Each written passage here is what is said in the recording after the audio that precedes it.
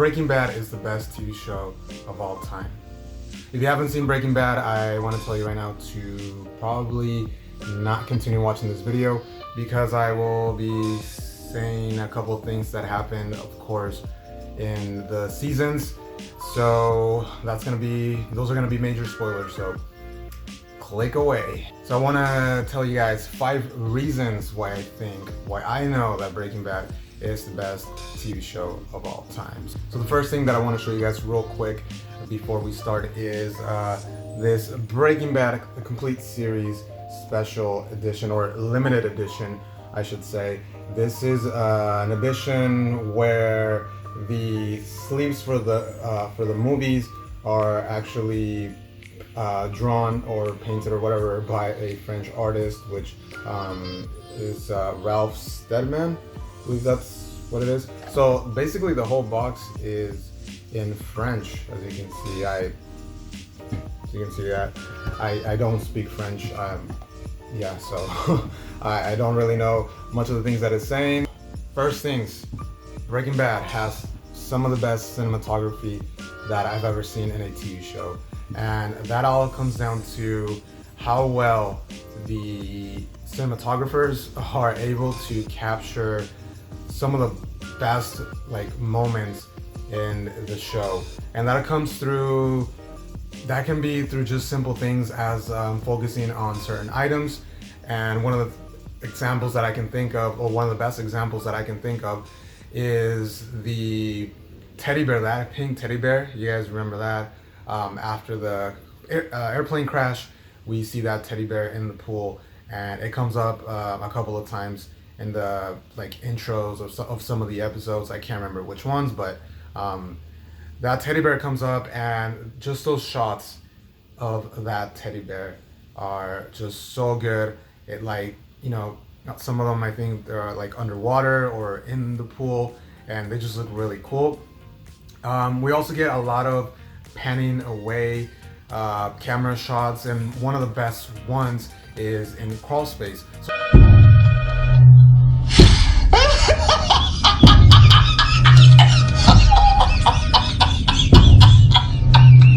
he is just basically laughing hysterically like the freaking Joker. The camera is panning away from bottom to top, and along with the music, which I will talk as well about, is just one of the best shots, scenes, not only in the show but ever in any TV show that I've ever watched. So it is just ridiculous how good that came out. And the show is not supposed to be scary at all, of course, but that shot and that scene was just so terrifying. It really was, along with the music where you get that, or the sounds, or you get that heartbeat going through it. It's just amazing. So get a lot of great close-up shots. So when we have Gus Fring in the elevator after the talk with the DEA, where he basically got out of there just by his really good way of talking, and he's basically really good at getting out of sticky situations. So that shot, that close-up shot where he's in the elevator and the camera is right on his face, and you can see that how close he was to being caught, and just the camera work is just so good at getting that super close shot, and the emotion that you can see from Gus Fring's face. Well, I mean, he doesn't really show emotion, but he shows that, like I said, that feeling of shit, I could have been caught right here. It could have been the end of everything. We also get those shots with Hank as well. Well, I mean, we get them with basically every actor in this in the not the movie. Well, there will be a movie, but in the show. But these are some of the ones that I specifically remember and that are most memorable for me. Hank as well, when he has that close-up shot of him in the elevator, again in the elevator, after his encounter with Tuco, and also with the El Paso thing where the turtle explodes, and you guys know what I'm talking about if you've seen the whole show. So that is those are some really great moments of close-up shots, and it really makes you see like what the character is going through, as opposed to like any other shots where, you know, you wouldn't be like seeing his face and like basically his eyes, his, you know, every feature of his face. And so it's just really, really great. So cinematography, one of the best things from the show. I just love it. It's really, really good. Second, the cast, of course, and I mean, I'm talking about these not in a particular order. So, you know, I'm not saying that the best thing about Breaking Bad is cinematography or cast, which I'm going to talk about right now. I'm just, you know, just giving you the 5 best things I think that this show has done. So, number 2, the cast. Bryan Cranston playing this guy that deals meth and cooks meth and kills people and lies, cheats, and does, you know, everything you're not supposed to do, does it. And he is, well, as an actor, he's not really someone who you think would play this part, just because we've seen him in mostly comedies. And of course he is Hal from Malcolm in the Middle.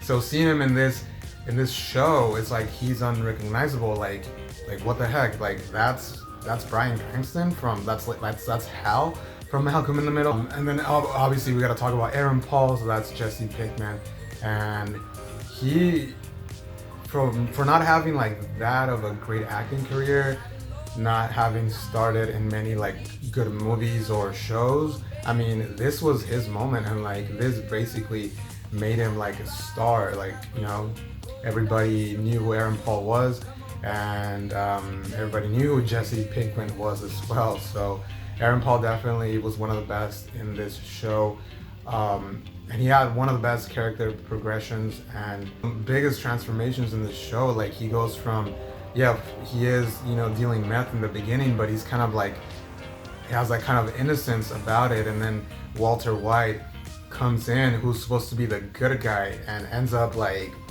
doing the 180 and becomes like this bad guy.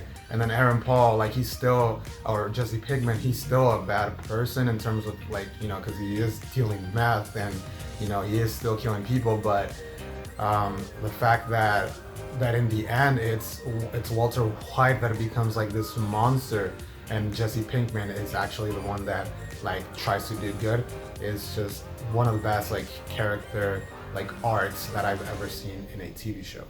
I have to talk about Dean Norris. That is Hank Schrader, like Officer Hank Schrader. He is the guy that the hero of the show. And to see what happens to him in Ozymandias, hopefully I'm saying that right, one of the last episodes where when he dies, he gets killed.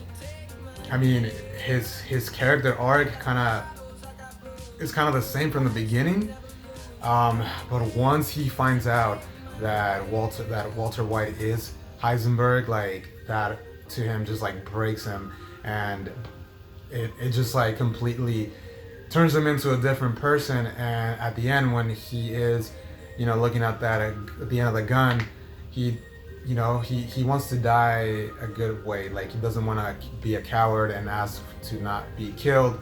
And that just like shows so much about Hank and his character. Like he jokes a lot, and like, you know, throughout the season, like he is kind of that like person that likes to joke around with people, with his family. But we can see at the end that to him honor is more important, and he'd rather die, you know, the way he did than to like, you know, ask for forgiveness or to be spared from like basically criminals, which are the things that he goes after.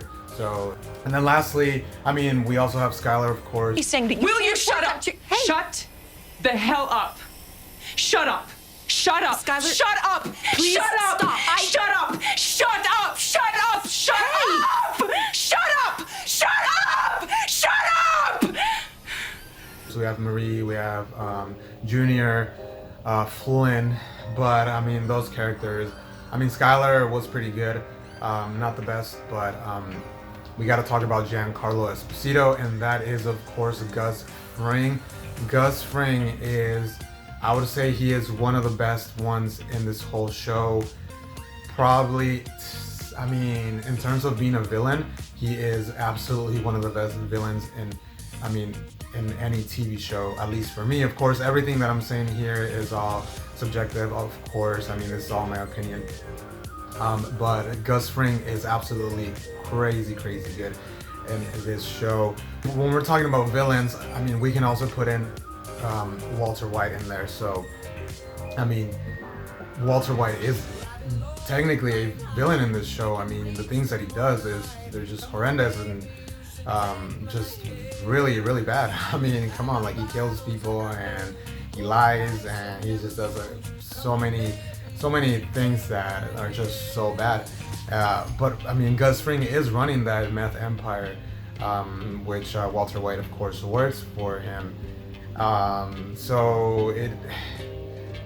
mean, Gus Fring, the things that he is doing, the way he does it is so subtle, but you know, behind the scenes, he has this whole meth empire that he's running, and that makes him one of the biggest villains ever. The fact that he is so ruthless and the way that he does it with that subtleness is just so good. And Giancarlo Esposito really knows how to bring that out of Gus Fring. Mike Ehrmantraut, Jonathan Banks, which we see a lot in Better Call Saul, as well as Gus Fring, of course. He is just like so good at what he does in the show. Is a person that you do not want to mess with. I mean, he's old, but he'll come, if he comes down knocking on your door, like there's no way that you're gonna get out of there alive unless he like spares you, like he kind of does with Lydia. So the cast is so good in Breaking Bad. Like whoever cast them, I don't have the name, but whoever cast them did like the best job ever. We got to talk about the setting. We got to talk about the ABQ, Albuquerque, and New Mexico. So New Mexico is the place where Breaking Bad is set. Initially, it was supposed to be in LA, but it didn't happen. Don't remember why. I should have probably looked it up, but I don't remember exactly why. But supposedly, maybe it was really expensive to shoot there or something like that.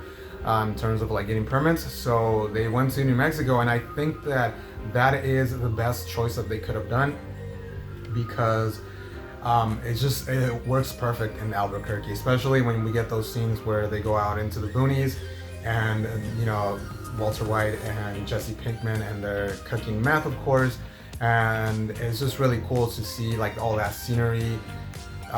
You know, where there's literally nothing, but you still get like the plains and you get those like mountains, and it just really looks really nice. Something that you might not be able to get in like LA. So I think Albuquerque was a really good place to have this to have the show. And also, I mean, LA and like New York and maybe even Chicago are like places where, you know, we get a lot of TV shows and movies, and it just kind of becomes redundant, and it's just too much of like the same place. So going to somewhere else like New Mexico, it just makes the story even cooler, and I would say even more authentic, more original, just because it is set in, you know, somewhere else and not in the typical New York or LA, and it just makes the story that much more unique. And that brings me to the writing, to Vince Gilligan, who is the genius of the show behind it. He's the creator, he's the writer, director, and he created the show, of course. And Vince Gilligan made this world in which these characters just work so well. Have this one character sort of become start out good, and then gradually become a little bit more bad, to the point where he is like full-blown basically a monster. But he does it in a way where like we're still kind of rooting for him, just because of his his circumstances from the beginning with the cancer. We can see that he is trying to help his family out, but he is also trying to fulfill something in his life that he, you know, hasn't been fulfilled before, and that is like basically him doing something out of the ordinary, not just being a high school chemistry teacher, but to actually becoming something more than that. And you know, obviously being a cook is not something that, you know, you should be doing, but to him that was kind of like his thing to finally like be free and be able to do what he wanted to do. So Vince Gilligan is just amazing. Like what he did is just so good in Breaking Bad. And lastly, I almost forgot, the directing of the show is amazing. So I'm not gonna name any directors here, but every episode is just directed really, really good. And of course, like anything, it gets better as the seasons go. You know, as the seasons go by. So for me, one of the best seasons is season 4, with, you know, that episode at the end with Face Off. The way things are directed along with the camera work is just so good. And like one of the best things about the last episode in season 4 is Gus Fring getting out of his car when he is at the hacienda. Of course, when he's gonna go kill Hector Salamanca. I almost forgot his name. But when he gets off that car and he's walking towards like the entrance of the building, that music that we get, that's just like, it's kind of like, I don't even know what the instrument is, but if you've seen the episode, you remember that like sound, those sounds, the music.